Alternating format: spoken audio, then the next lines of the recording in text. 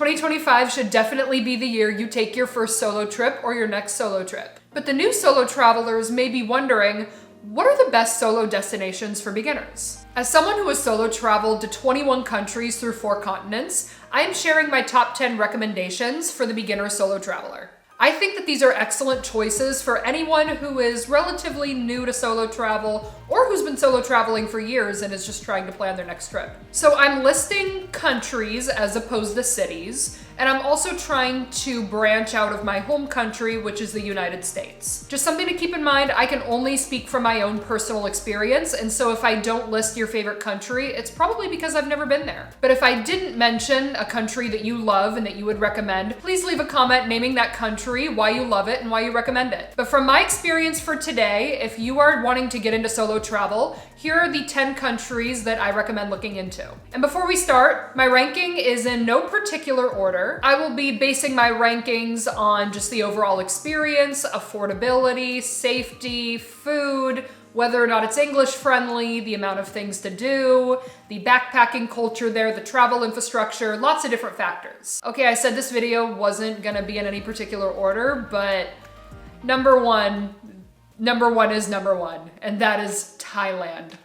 One of my favorite countries in the world, probably my favorite overall. Like, if you want to start solo traveling, Thailand is perfect. It's perfect for any traveler, but especially for beginners. First of all, Thailand is very safe. I have been to Bangkok, Chiang Mai, Krabi, Phuket. I have felt perfectly safe in all of these areas at any hour of the day. I've noticed in Thailand, especially in the busier areas, the locals do tend to stay out pretty late, so it's very rare that you're gonna feel like you're walking the streets alone. Thailand is very affordable, especially the cities like Bangkok, so affordable. Chiang Mai, very affordable. Phuket and like the islands are gonna be a little bit more expensive, but still very affordable compared to Western prices. Hostels, Airbnbs, and even nice hotels are gonna be very affordable. I once stayed in this beautiful house in Koh Lanta for $60 a night. I had the whole house to myself, and it was fantastic. I absolutely loved it.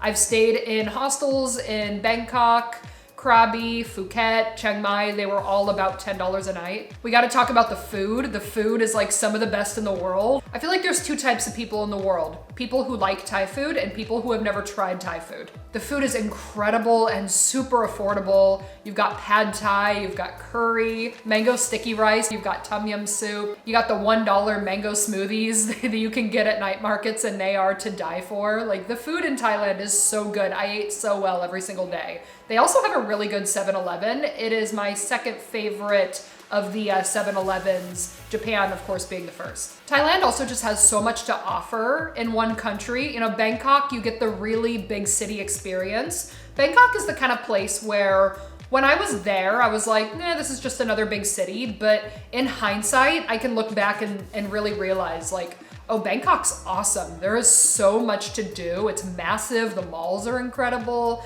Khao San Road is very touristy, but like totally worth walking through. The food, again, incredible, so affordable. Like, Bangkok has everything. It's a great starter area in Thailand.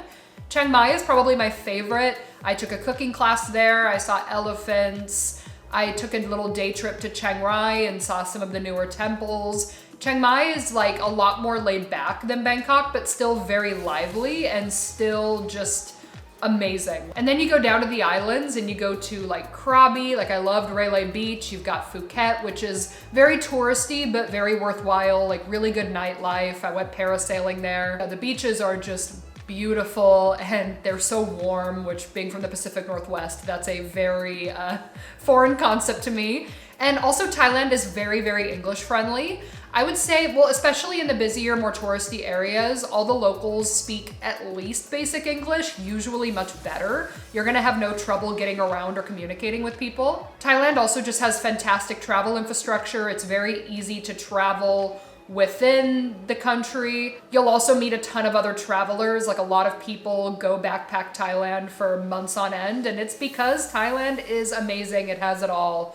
I think everybody should visit Thailand in their lifetime, but if you're a first-time solo traveler, Thailand is my #1 recommendation. I mean, you will have a fantastic time. Okay, so number 2, let's get into Europe. We're gonna talk about what is probably my favorite European country overall, and that is Portugal. I solo traveled through Portugal for 2 weeks at the end of 2022, and I had the time of my life. Like, I had the best time in Portugal for so many different reasons. I started in the Algarve. More particularly, I went to Lagos, and there was this cliffside called Ponte de Piedade, and oh my gosh, I will never forget the first time I saw it. And I swear I just stood at the top of the cliff for a good hour. Like, I was awestruck. And then later on, me and some people from my hostel went to go sit there to watch the sunset, and that was incredible. The beaches in the Algarve are sensational. Like, the texture of the sand is amazing. Like, they've got these really beautiful rock formations. There's sea caves that you can go check out. Also, there's a lot of cute cafes. There's a lot of cool stuff to do. Like, I love the Algarve. I would go back in a heartbeat.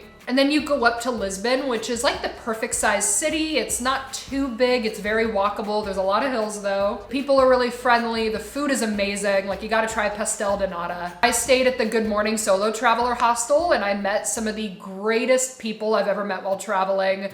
We stayed out every night until like 4 a.m. Like, the nightlife was pretty good there. God, I had so much fun. You can also take a day trip to Sintra. I went there on a not so great weather day. I didn't really get the views or the experience that I could have had, but still very beautiful, still highly recommend it. And then you go up to Porto, and of course you've got port wine, really good food. There's, I think it's called the Francesina. You have to try it at least once in your life, for better or for worse. The bridges of Porto are absolutely beautiful. Like, Porto is just so charming. It's so picturesque. A lot of people prefer Porto to Lisbon. I would still say I like Lisbon slightly better, but Porto is a must visit. Yeah, I had the best couple weeks imaginable in Portugal. It is very English friendly. I felt very safe, and again, I was walking around the streets at 4 a.m. Not alone, but still though, like, I never was in any area that seemed sketchy. It was just really lovely, and Portugal, I feel like, is sort of underrated, but more people are hearing about it. More people are visiting. I think a lot of digital nomads are going over to Portugal. And another big perk of it is that it is slightly less expensive than like other countries in Western Europe. So like, despite its location on the map, it is quite affordable. Like, definitely give Portugal a try. Number 3, let's go back to Asia and let's talk about Japan. I've been to Japan twice. Once was solo and once was recently with my mom. We started off in Tokyo and then went to Kyoto and Osaka. We spent a couple days at Tokyo Disney. Like, Japan is the coolest for so many reasons. I have a feeling I will be going to Japan many times in my life, and it's because it's just good. Japan is the best. The technology is awesome. The food is some of the best on earth. The subway system is so efficient. The culture is interesting. You've got these massive cities like Tokyo that you will never scratch the surface on. And you've got Kyoto, where you can go see some of the most beautiful temples, and like the Arashiyama bamboo forest is like, no photo does it justice. You have to just go early and thank me later. Like, you have everything you can think of in Japan. Japan is that place where it does not matter what you're interested in. If you go there, you will find things to do. You will be taken care of. Japan has fantastic shopping. If you like anime, if you like video games, you are set. Like, Japan has a ton of cute cafes. Again, fantastic food for any budget. Like, Japan has it all. The convenience stores are amazing. Lawson is better than 7-Eleven, and I will die on that hill. And so while Japan may be more expensive than, say, a lot of the Southeast Asian countries, I still think Japan is very affordable, especially again compared to Western prices. Yeah, Japan is surprisingly affordable. You can definitely find decently priced hotels and hostels. The food, I mean, unless you're going to like some Michelin restaurant, which you certainly can, you'll have all the choices in the world. The food actually can be quite affordable. Like, a standard bowl of ramen is gonna cost between $6 to $8 US, which is really half the price of what a bowl of ramen costs in Seattle, and it's not as good. Japan has lots of great character stores, lots of great shopping. You can easily spend a couple hours in a Don Quixote alone. Japan is very safe, like unbelievably safe. I'm not going to say that Japan is English friendly, but I will say that Japan is very English accommodating.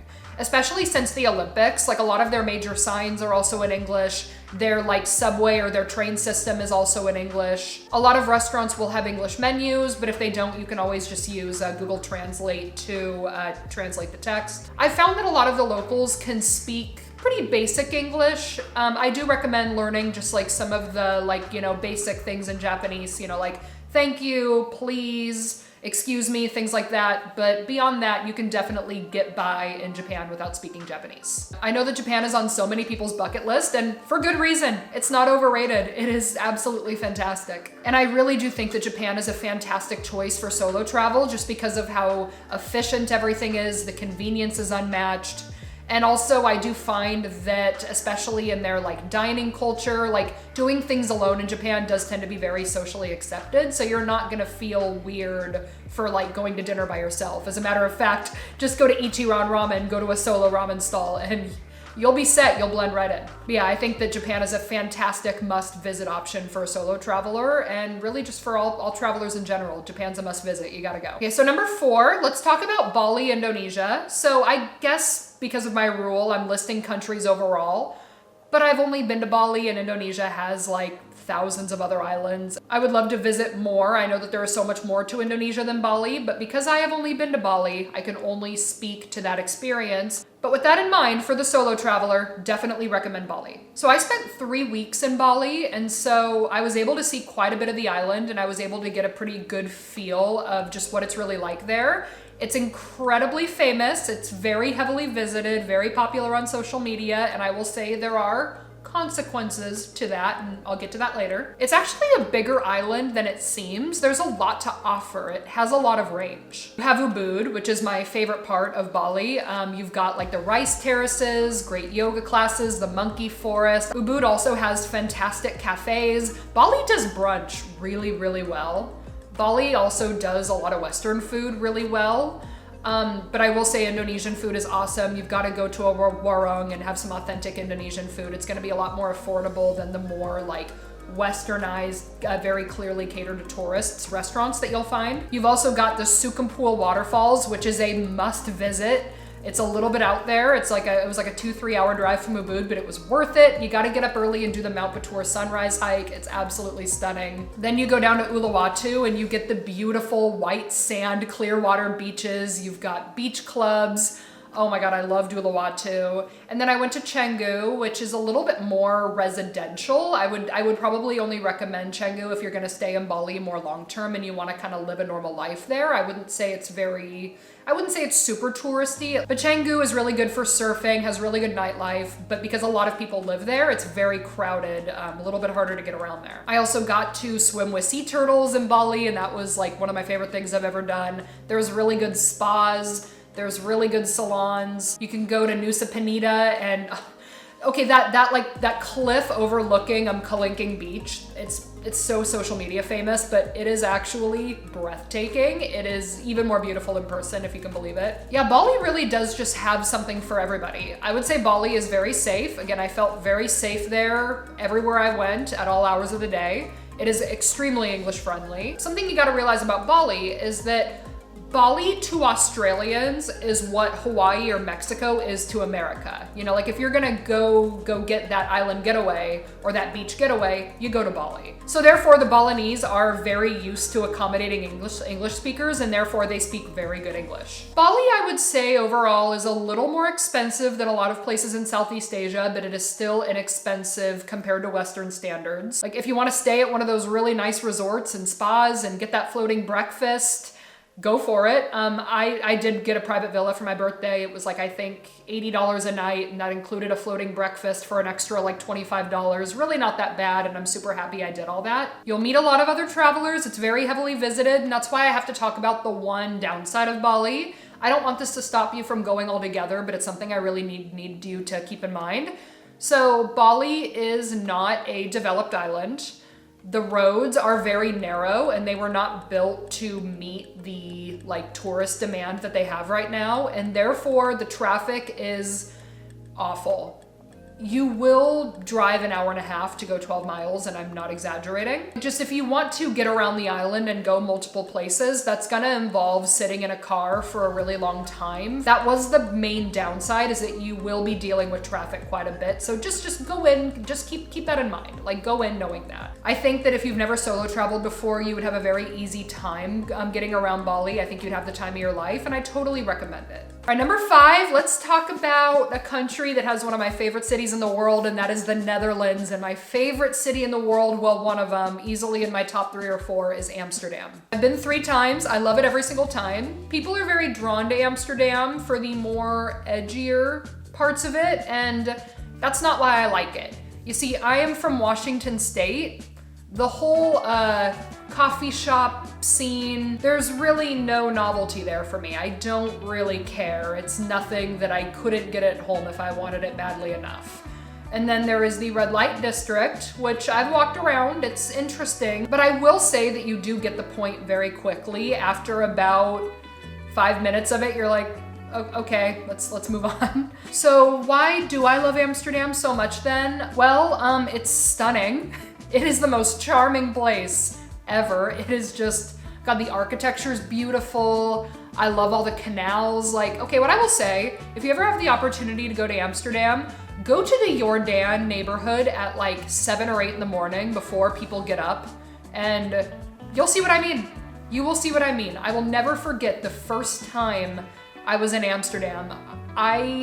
It was during a time where I wasn't very happy overall. I wasn't very present. I didn't really know peace in the way that I do now. And Amsterdam made me feel a sense of peace and comfort that I had been searching for a really long time at that point. And I've just never been the same since. Amsterdam is just, the energy there is incredible, and I haven't even gotten into the details yet. Like, a simple walk around Amsterdam, like, you can't not fall in love with it, but there's so much more to it. The city is super scenic. It's very walkable. If you like bikes, they got more bikes than people. You can easily take a bike around anywhere. Their bike culture is pretty cool. You can take a canal boat tour, which is amazing. I've done it in the summer and in the winter, and both are worth it. The nightlife is awesome. I've stayed out until 5 a.m. doing Techno Tuesday, and I would do it again. There's really interesting museums. The Anne Frank House is a must visit. It's very powerful and really, really worth it.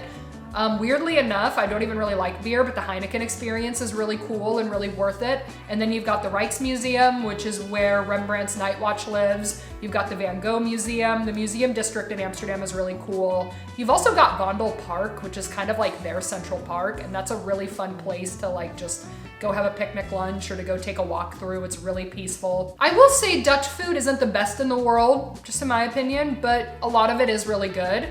More particularly, I love Dutch pancakes. I love poffertjes, like the little mini pancakes that you can get at like the street market called Albert Cup.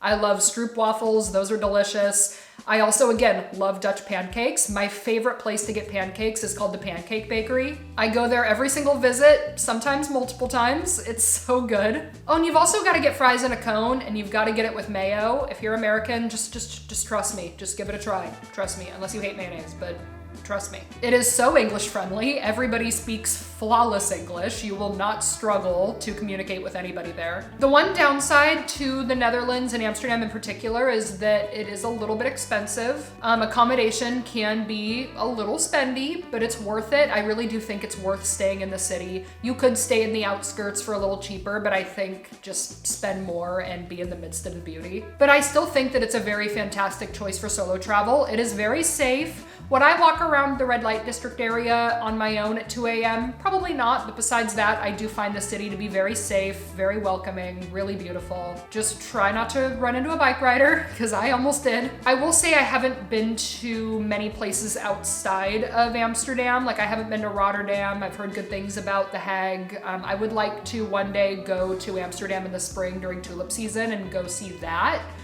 But even then, even not even seeing much of the Netherlands, Amsterdam itself makes it such a strong contender, and I think that Amsterdam is a flawless choice for any solo traveler. So number 6, I want to talk about one that might be a little bit unconventional, and it's one of my favorite places I've ever been to as a solo traveler, and we're going to talk about Turkey.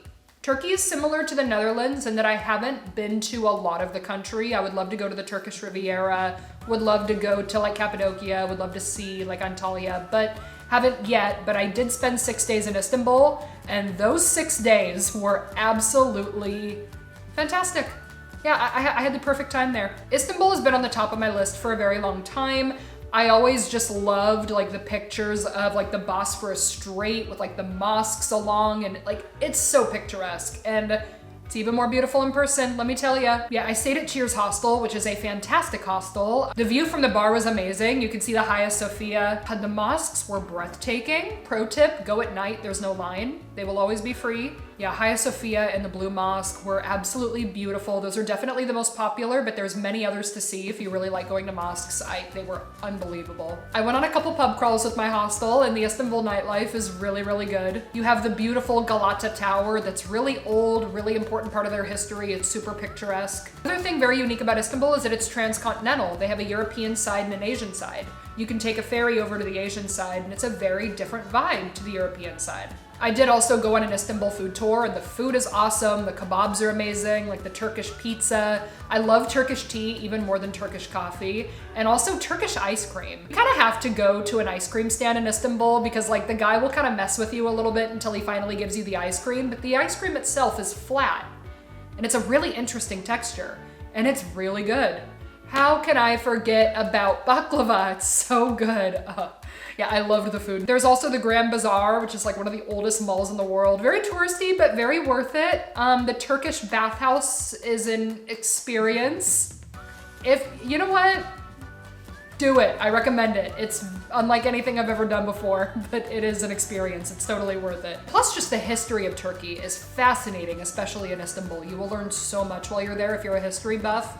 Istanbul is your place. I would say that Istanbul in particular is quite English friendly. I can't speak for the rest of Turkey, I don't really know, but Istanbul at least I had no trouble getting by, even knowing like I really only know 2 words in Turkish, and it worked. I made some really awesome friends in Istanbul that I still talk to, and Istanbul just has such a special place in my heart. I did think it was very safe. I had no issues anywhere I was. Again, you know, would I walk around alone at night? Probably not, but I had a lovely experience either way. No, nothing scary ever happened to me there. The men there can be a little friendly, but just practice boundaries and like they will leave you alone. One thing about Istanbul, be wary of people who might try to lure you into their shop or might try to sell you something on the street. Remember, no is a sentence. Again, I think the people are very friendly. I think Istanbul is very safe. Just practice boundaries and you'll be just fine. But yeah, Istanbul is a fantastic, fantastic city. I feel like a lot of people wouldn't think of it as a good first solo trip, but give it a try. I think you'd be pleasantly surprised. All right, so number 7, let's talk about another fantastic country, the Czech Republic, or Czechia, whatever they want to call it these days.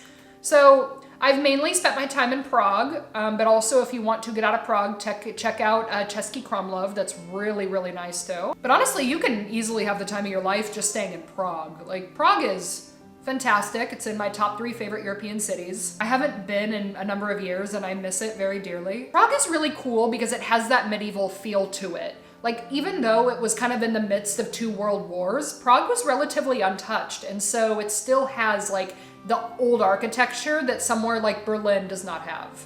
God, the view of the Prague Castle with the Charles Bridge with the Vltava River, like one of the most beautiful sights I have ever seen. Czech food is okay. Because of communism, like I would say Prague kind of lost their food culture for a while there, and they're kind of reclaiming it and they're bringing it back. I actually really recommend the Taste of Prague food tour to learn more about it and to try more Czech cuisine, because again, it's very underrated, very overlooked. The beer is super cheap, the nightlife is awesome, the public transportation is incredible, but honestly, you can just walk through Prague. It's like perfect size. Really safe, the people are cool. I would say Prague is pretty English friendly. Again, I didn't have a lot of issues not speaking Czech. Yeah, Prague is definitely in my top 3 favorite cities in Europe, and you've got to give it a try at some point. You will love it. I've never heard anybody say they dislike Prague. Like it's pretty universally loved. Okay, number 8, let's stick with Europe and let's talk about Spain. I've been to Spain a couple times and the country just has so much to offer. Barcelona is an amazing city for a lot of reasons. You know, like you've got the like Gaudi architecture that is just so unique and honestly so beautiful in person. Barcelona beach kind of is what it is, but you know, it's a big beach, it's an option. The markets are awesome. I think the people are really friendly, though I've had some people disagree with me on that. I don't know, personally, I thought everyone was nice. The nightlife is awesome. I really honestly found the city quite safe. I had absolutely no issues. I never felt any sort of way walking around. Other places totally worth visiting in Spain are Seville, Malaga, and I haven't been to Madrid, but I have heard it's amazing. I would also love to go to the islands like Ibiza or Palma de Mallorca, but just haven't had the chance chance to yet. Spain isn't cheap, but I wouldn't say it's the most expensive country in Europe. It can be budget friendly, but again, it's gonna be a little bit more expensive than places in Eastern Europe. I would say it's English friendly overall. The language barrier really wasn't too big of an issue. I do speak some basic Spanish, but I speak basic Mexican Spanish, not Spain Spanish, but can still get by. It's really easy to travel throughout the country. Spain's just, it's a must visit. It's really great vibes, and I think you'd love it. Number 9, let's go to Africa. Let's talk about the only African country I've been to, and that is Morocco. Morocco is safe to solo travel, and Morocco is safe for women. The only people I've ever heard disagree with me are people who have never been to Morocco. That's always how that works. So let's talk about Morocco. I can't not talk about it because I had such an incredible week there and I did awesome stuff that I feel like other people need to experience also. First of all, the culture is fascinating. The Medinas are really fun to walk around. There's people selling lanterns, carpets, spices, everything you can think of. Medinas are a pickpocketer's paradise, so you've gotta, keep things out of your pocket, put them in a bag. Be aware of your surroundings, the common sense stuff that I talked about in my last travel video, linked down below. Morocco overall is very affordable. You can find a riad or a hostel for very cheap. The food is pretty good. I would say the public transportation isn't amazing, but I did arrange to have some pickup to the airport and back, and I didn't think it was that expensive. It was like $20 each way, really not that bad. I started off in Marrakesh and just had a lot of fun hanging out by the markets. It really gave me a good feel for Moroccan culture. And then I took a 3-day tour. I started off in the High Atlas Mountains. We stayed the night at a Kasbah, and then we went to the Sahara Desert. We rode a camel, we went camping, they put on this bonfire show, we watched the sunrise at the desert.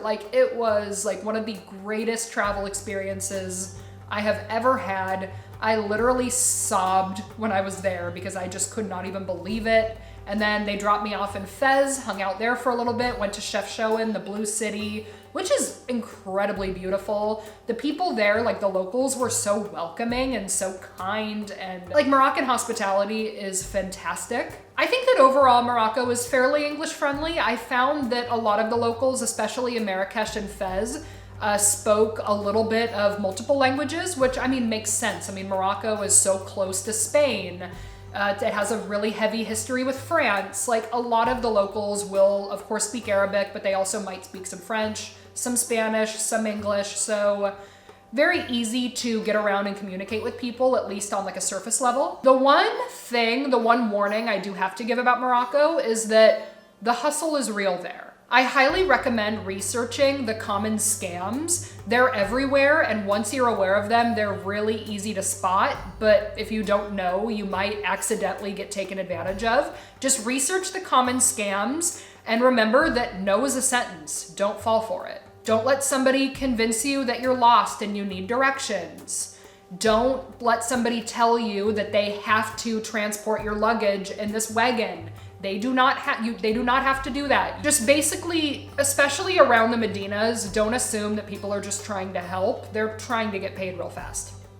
As long as you're aware of that, I think that Morocco is very safe, the people are very cool, and the culture is totally worth it, and it is totally worth experiencing. And as a woman who has been a lot of places, I felt no less safe in Morocco than I did anywhere else. Yes, catcalling is pretty abundant in Morocco. I got a lot of attention, but I never felt unsafe. It's I kind of just let the guys make their comment, and then again, just keep it moving. That part of it can get a little bit annoying, but I wouldn't let that dissuade you from visiting. Morocco's awesome, and don't miss out on an incredible experience. You will love Morocco. All right, number 10, let's go back to Europe and talk about Belgium. I spent about 5 days there back in 2019. I started off, I went from Amsterdam to Ghent. It's spelled like Ghent, but it's pronounced Ghent. It's in the Dutch-speaking part of Belgium, and then I went over to Bruges, and Bruges was awesome, and then I went to Brussels, which is the French part of Belgium. Ghent was very picturesque, perfect for a day or two. I went there in December, so there was a really cool Christmas market, and then I went to Bruges, and Bruges is the real star of Belgium, my favorite place I went. God, people say it's the Venice of the North, and I don't know, I feel like they're pretty different, but Bruges is beautiful. Similar to Amsterdam, there's canals everywhere, but the architecture almost has more of a medieval feel. It's very walkable, it's super charming, the chocolate is amazing. Brussels was also really cool, a little bit more of a big city feel, but had really good fries, really good waffles. Had a great Christmas market when I was there in December, and yeah, Belgium was really cool. I feel like it's a little bit underrated. A lot of people don't really think to go to Belgium over other places in Europe, but I think Belgium is worth a visit. It's not as expensive as some of the more visited parts of Europe, but it's also not cheap. But I would say that you can very easily do Belgium on a budget. Really good train system within the country, very affordable, really affordable hostels. I felt very safe, was very English accommodating, really had everything I looked for in a country. And those were my top 10 recommendations for solo travel. I do have a few honorable mentions that I want to quickly talk about, one of which is Singapore. I didn't include it in the top 10 because it's very small. It's a little more expensive than most places I've talked about, and you really don't need a lot of time there. But if you're gonna be going to Southeast Asia, there's a very decent chance that you'll be stopping in Singapore. In fact, Seattle to Singapore is, I believe, the only direct flight to Southeast Asia at the moment. And so I did that 16-hour flight and stayed in Singapore for a few days, and it's awesome. It's very hot, very humid, rains a lot. That was an adjustment. But what I will say about Singapore is that it is very modern. English is the official language, so it's very easy to get by. I will say the accommodation is expensive, but the food and their MRT, like their public transportation, very affordable. You gotta go to the hawker centers, just find a line. Hawker centers are their indoor street markets. Like the Marina Bay area is of course beautiful, but there's more to see there. Go to Chinatown, Little India, go hang out at Changi Airport because it really is awesome. Yeah, Singapore is definitely worth visiting. It's definitely worth spending a day or two. Number 2 is Taiwan. So I haven't traveled Taiwan solo, but I recently went there with my mom for a few days. And after being there, I can definitely say that going there solo would be awesome. I stayed in Taipei in particular. Taipei is really awesome because it's so new and modern, but also they've preserved their history really well. So you get a really cool cultural experience in Taipei. Taipei is quite English friendly. Elephant Mountain is an awesome hike to check out the views. The night markets there are awesome. I ate some of the best food of all time. You can go to Din Tai Fung, which is cheaper in Taiwan than it is in the States. Yeah, I really loved Taiwan. I would love to go back and see more of the country. Taipei really blew us away, really exceeded our expectations. And if you have a long layover in Taipei or just want to try somewhere new, definitely check out Taiwan. My mom and I felt very safe there. We thought the locals were very friendly and very warm, and we loved it. So Taiwan is definitely worth checking out. All right, I hope I could give you some inspiration for your first or your next solo trip. Let me know what you thought of this video. Have you been to any of these places? Do you want to go to these places?